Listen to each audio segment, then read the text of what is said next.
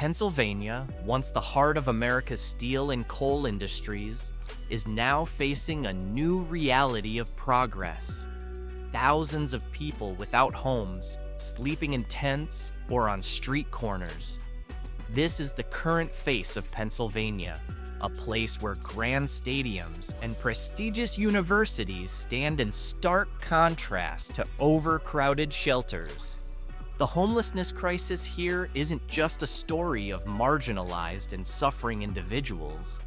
It's a reflection of the collapse of the economic and social foundations that were once the pride of the state. More than 15,000 Pennsylvanians are known to be homeless, and as we get into the colder months, we'll hear more about what can be done to help. I've been in numerous shelter systems. It's like there's people bidding. It's like they're in prison. This environment we live in, with needles adorning our sidewalks in replacement of flowers, wouldn't be tolerated anywhere else. When we talk about homelessness in Pennsylvania, the numbers might not be as high as in New York or California, but make no mistake, it remains a major issue, especially in large cities like Philadelphia and Pittsburgh.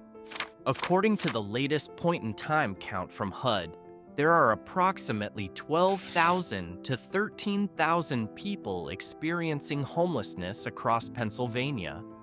Of that number, around 5,700 are in Philadelphia, while over 1,000 are located in Pittsburgh and Allegheny County. Homelessness in the state takes many forms. In Philadelphia, there are many cases of chronic homelessness, people who have lived on the streets for long periods without stable shelter.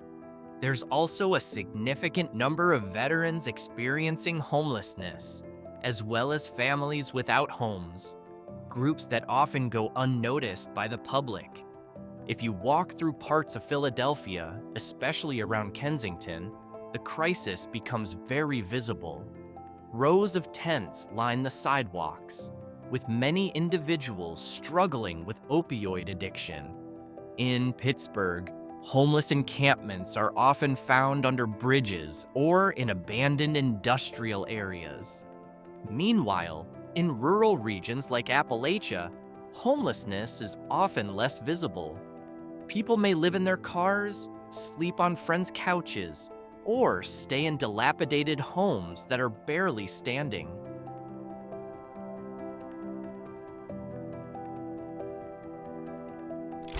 The core issue is clear: widespread poverty. Philadelphia has a poverty rate of about 23%, the highest among major U.S. cities. As rental prices continue to rise while wages remain stagnant for many residents, access to affordable housing becomes an increasingly distant dream. In contrast, Pittsburgh faces a different but related problem: an extreme shortage of affordable housing. A recent local study found that for every 100 extremely low-income families, there are only about 40 truly affordable housing units.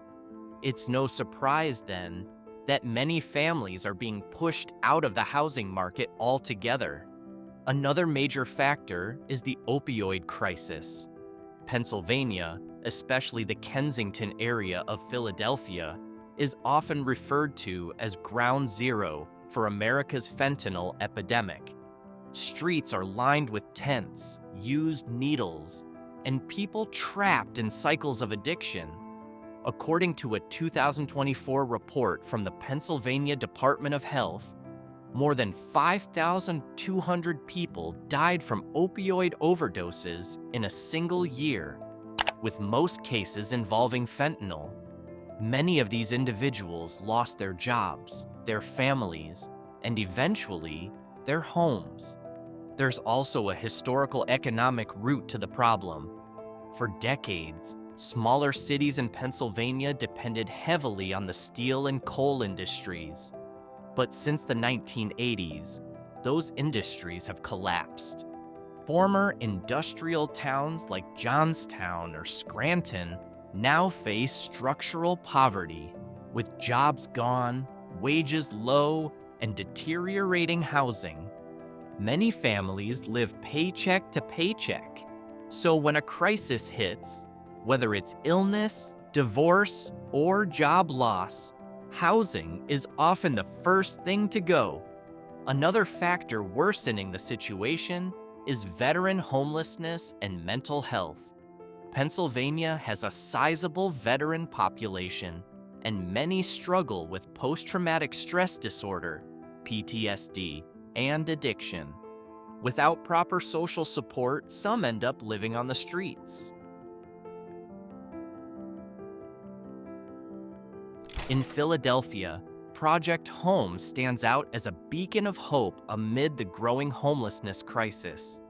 Since its launch, the organization has developed over 1,038 units of affordable and supportive housing for homeless and low-income individuals. But Project Home does more than just provide shelter. It offers education, job training, and healthcare services. Their commitment to the dignity of each person has earned them national recognition as a model for community empowerment. In Pittsburgh, Operation Safety Net has pioneered the street medicine movement for over 30 years. This initiative connects medical teams and volunteers who deliver direct healthcare services to people experiencing homelessness on the streets. To date, they serve more than 1,575 individuals per year. At the federal level, the government relies on HUD's Continuum of Care, COC system, to coordinate shelter and assistance programs. In Philadelphia, the Housing First approach has proven fairly effective, prioritizing access to permanent housing before addressing other support services. This strategy has shown success in stabilizing both families and individuals. But the solutions aren't that simple. Several persistent challenges continue to get in the way. One of the biggest is the sharp rise in fentanyl overdoses.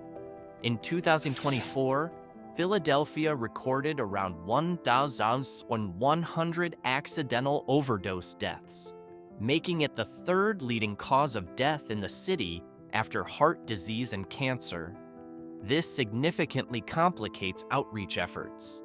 The instability and dangers posed by addiction make it harder for support teams to intervene. On top of that, shelters can't accommodate everyone. Many people choose to stay on the streets, either because shelters are full or perceived as unsafe. In smaller towns and rural areas, the stigma around homelessness is high. Many people remain invisible, living out of cars, abandoned buildings, or couch surfing from one place to another.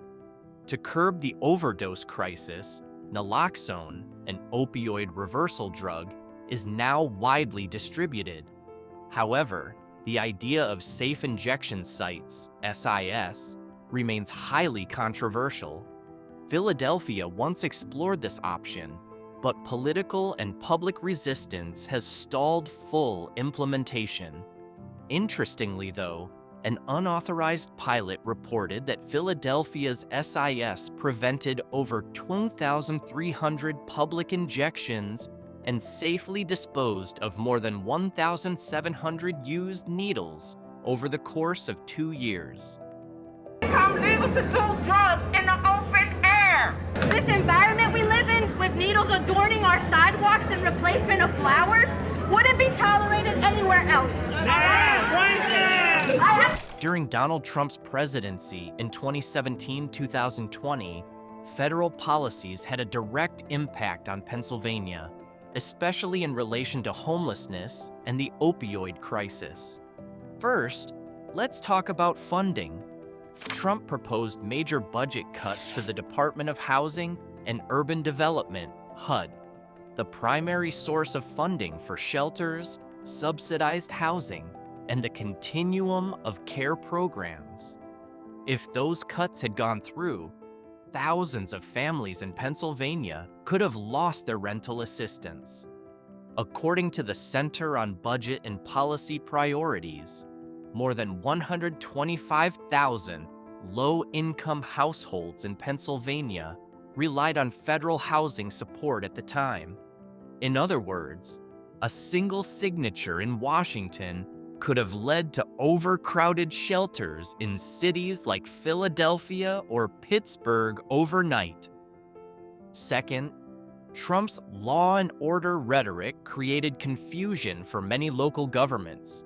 Should they crack down on homeless encampments or invest in social services? Some cities in Pennsylvania lean toward enforcement. For instance, there were reports of homeless camps under bridges in Philadelphia being cleared out by police, often with no long-term solutions offered.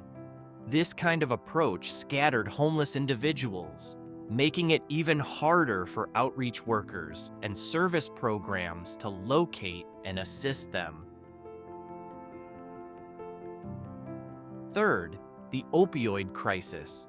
Trump made opioid addiction a national issue, even declaring a public health emergency in 2017. Pennsylvania was one of the hardest-hit states. In 2018, the state recorded over 4,400 overdose deaths, the majority involving fentanyl. In places like Kensington, Philadelphia, the area was even dubbed Ground Zero of the national opioid epidemic. Ironically, while the crisis received a lot of political attention, the actual rollout of solutions often lagged far behind the rhetoric.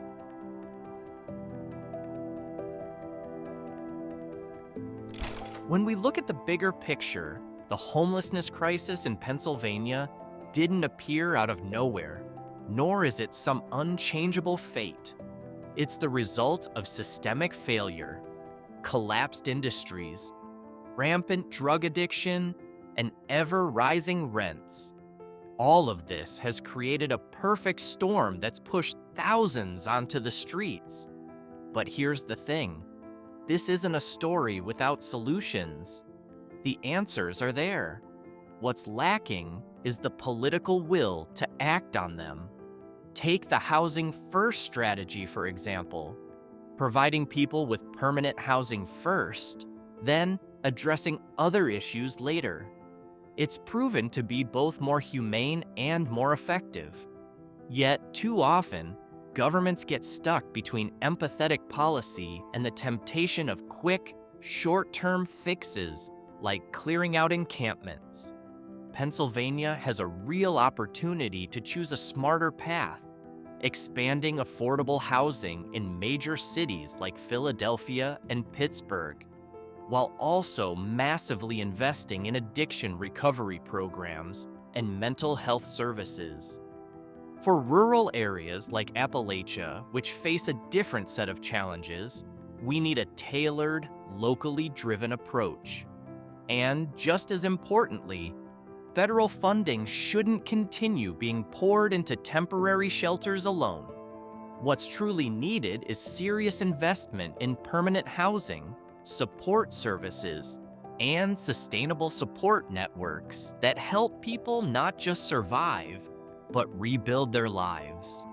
Because in the end, homelessness isn't about who's failed or fallen behind. It's about how serious we are, as a society, about making sure everyone has a safe place to call home.